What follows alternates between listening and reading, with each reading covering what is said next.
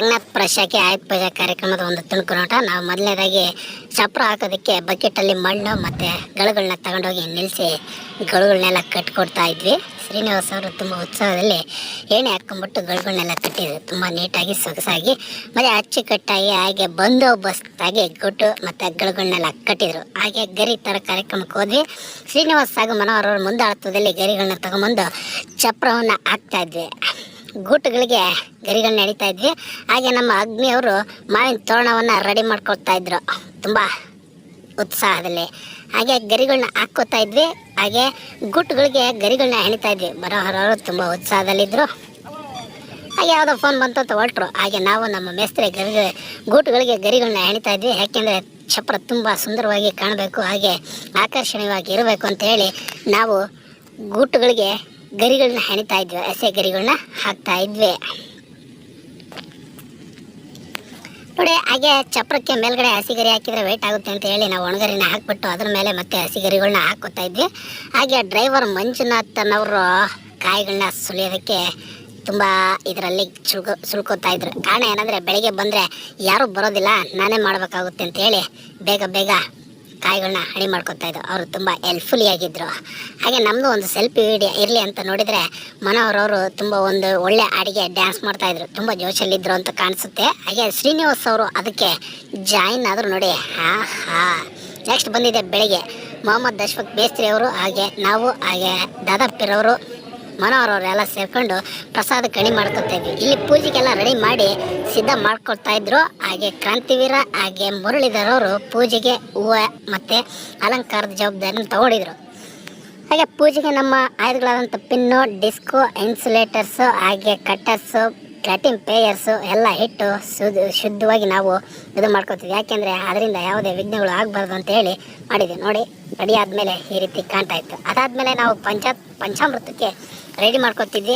ಹಣ್ಣು, ಬಾಳೆಹಣ್ಣು, ಹಾಗೆ ಸೇಬು, ಹಾಲು, ಮೊಸರು ಎಲ್ಲ ಹಾಕಿ ರೆಡಿ ಮಾಡ್ಕೊತೀವಿ. ಇದೇ ಅಲ್ವಾ ನಮಗೆ ಇಂಪಾರ್ಟೆಂಟು. ಪಂಚಾಮೃತ ಅಂದರೆ ಪಂಚ ಪ್ರಾಣ ನೋಡಿ.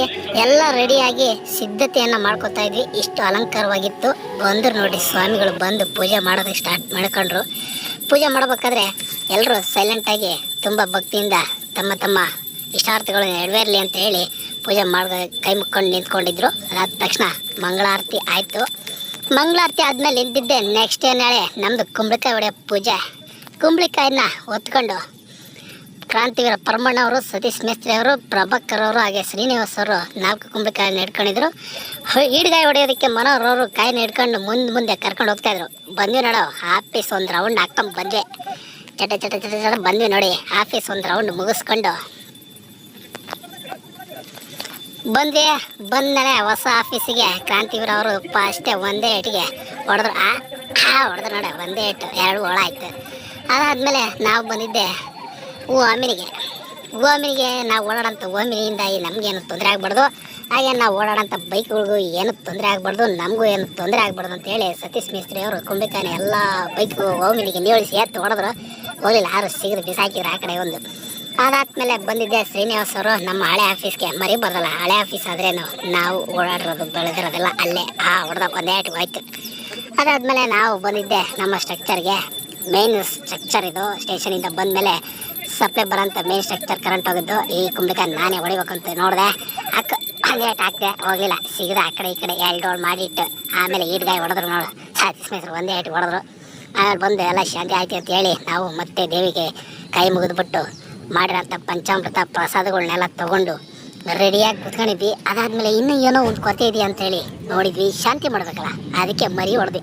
ಹಾಗೂ ಕುಮಾರ್ ಅವರು ಒಂದೇ ಏಟಿಗೆ ತಲೆ ಮುಂದೆ ಬೀಳಂಗೆ ಹೊಡೆದ್ರು ನೋಡ್ರಿ. ಈ 2 ಮರಿ ಹೊಡೆದ್ವಿ. ಈ 2 ಮರಿ ಹೊಡೆದ್ಮೇಲೆ ನಮ್ಮ ದಾದಾಪಿರು ಹಾಗೆ ಶ್ರೀನಿವಾಸ್ ಅವರು ಬುಡಕಟ್ಟ ಸಂಸ್ಕೃತಿಯನ್ನು ಬಿಡಬಾರ್ದು ಅಂತೇಳಿ ಕೋಲ ಹಾಕ್ಕೊಂಡು ಮರಿ ಹೊತ್ಕೊಂಬಂದರು. ಇಷ್ಟು ನಮ್ಮ ರಂಗನಾಥಪುರ ಶಾಖೆ ಆಯುಧ ಪೂಜಾ ಕಾರ್ಯಕ್ರಮ. ಮತ್ತೆ ಸಿಗ್ತೀವಿ ಮುಂದಿನ ವರ್ಷ.